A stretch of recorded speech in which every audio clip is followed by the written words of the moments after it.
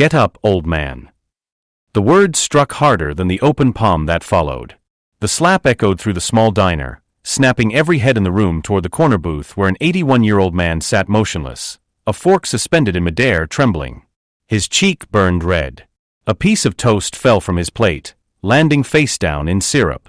The young man standing over him, a thick-necked brute with tattoos crawling up his arms, grinned with cruel satisfaction, as though he'd accomplished something worth cheering for.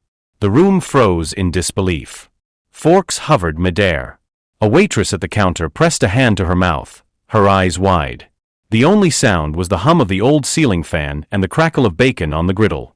The old man blinked once, slowly, his gaze fixed on nothing. The taste of blood pooled in his mouth, metallic and bitter, reminding him of another place, another time, where men hit harder, and the reasons were far graver. He swallowed it, calmly, and dabbed the corner of his mouth with a napkin. His name was William Hayes, a retired Marine Corps sergeant who had seen more of the world's cruelty than anyone in that diner could imagine. He'd spent 3 decades in uniform, through 2 wars, burying brothers, and carrying ghosts he never spoke of. He had the kind of face time had sculpted with purpose, creased with quiet strength and shadowed by the weight of memory. The young man who struck him didn't know that, of course. He only saw frailty. He saw an easy target. Outside, the morning sun glared off the chrome of parked motorcycles, and the faint hum of engines rolled from the distant highway. Inside, silence pressed on every chest. Nobody moved. Nobody spoke. The thug smirked, his voice dripping with mockery. "What's the matter, old man? You deaf?" William didn't answer. He simply looked at him, his blue eyes calm and steady, as though the blow had struck someone long gone. There was no rage, no fear. Only a stillness that unsettled the man who'd hit him. It was the kind of stillness born from surviving the unimaginable. Behind the counter, the waitress, her name was Lily, wanted to intervene, but her hands shook too much. She looked around, pleading silently for someone to act. The other patrons avoided her eyes. One man folded his newspaper, another sipped his coffee as though the steam could shield him from the ugliness before him. Public cowardice wrapped the room like smoke. William sat back slowly. His hands were calloused, skin weathered and spotted, but when they rested on the table, they were steady. "You don't want to do this," he said quietly. The young man laughed, loud and sharp. "What are you going to do about it, Grandpa?" He leaned closer, close enough that William could smell the sour whiskey on his breath. William simply met his eyes and said nothing. His silence was his shield, his quiet a reminder that real power never needs to raise its voice. But the thug mistook it for weakness. He shoved William's shoulder, knocking his coffee into his lap. The hot liquid burned, but William didn't flinch. He only exhaled, a slow, deliberate breath that sounded more like pity than pain. That was when the bell above the diner door chimed. A gust of cold air swept in from the street, carrying the low growl of engines in the distance. Every head turned. A man stepped inside, broad-shouldered, in a worn leather vest patched with the words Hell's Angels. His beard was streaked with gray, his eyes sharp with the alert calm of someone who'd seen danger before and didn't flinch from it. He took in the scene with one look, the spilled coffee, the trembling waitress, the arrogant smirk of the man standing over his father. The thug's grin faltered. "Who the hell are you?" The man didn't answer. He just looked at his father, saw the red mark on his cheek, the coffee staining his shirt. His jaw tightened. This was Daniel Hayes, William's son. To most people in town, Daniel was a name whispered with equal parts respect and caution.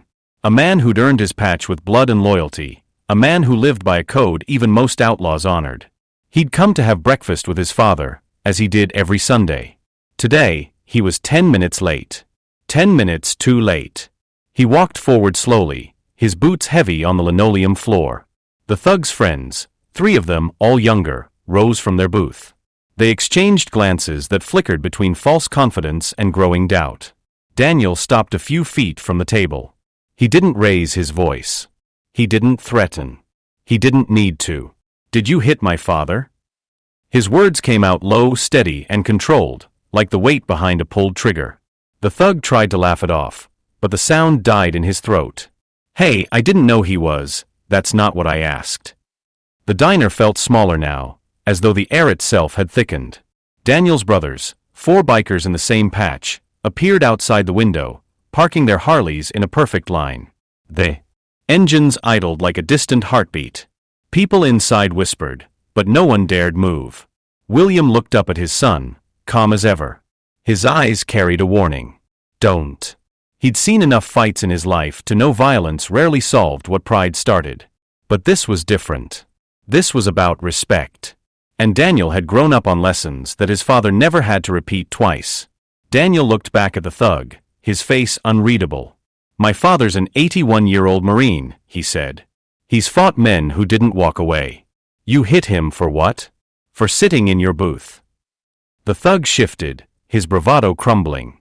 "Look man, I didn't mean, you meant it." Daniel's tone was so calm it was terrifying. You looked at him and thought he couldn't fight back. You saw age and thought it meant weakness. But you're wrong. The room was silent except for the faint ticking of the clock above the counter. "You see," Daniel continued, "men like him don't fight for pride. They fight so idiots like you get to live free enough to make stupid choices." The thug's face flushed red. "You think you can scare me with your little gang?" Daniel smiled faintly. "We're not a gang. We're family. You'd understand if you had one." The man's friends shifted uneasily. One of them mumbled something about leaving, but the thug shook his head, trying to stand his ground. He didn't realize that outside, more motorcycles had pulled in, dozens of them.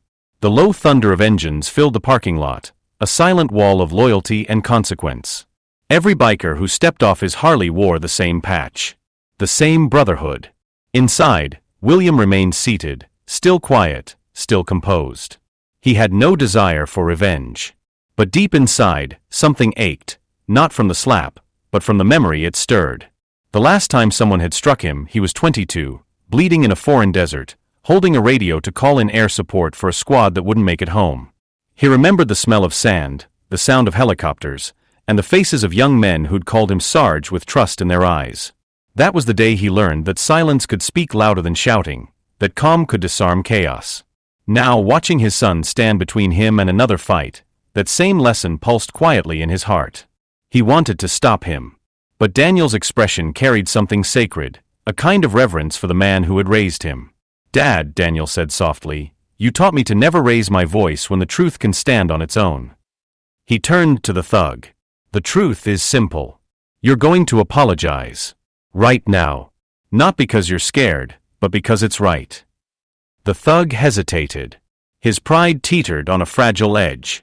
Around him, people were watching. Strangers who'd done nothing before now leaned forward, sensing a shift in the air. The silence demanded something. William, his voice low, finally spoke. "Son." Daniel looked at him. "It's all right," William said. "He doesn't owe me an apology." The thug exhaled, almost relieved. But then William continued, his tone turning sharper, clearer. "He owes it to every man and woman who never made it home. Every one of them who'd give anything to be sitting in a diner, drinking bad coffee, growing old enough to be hit by a fool." The words hung heavy. For a moment, even the thug couldn't look away. Outside, one of the bikers removed his cap, laying it on his handlebars like a silent salute. Another followed. Then another. The small diner became a cathedral of unspoken respect. The thug swallowed hard. The weight of the moment broke something in him, his arrogance, his ignorance, maybe both. He lowered his eyes and muttered an apology. It was quiet, but genuine. William nodded once, accepting it, then turned back to his coffee as if nothing had happened.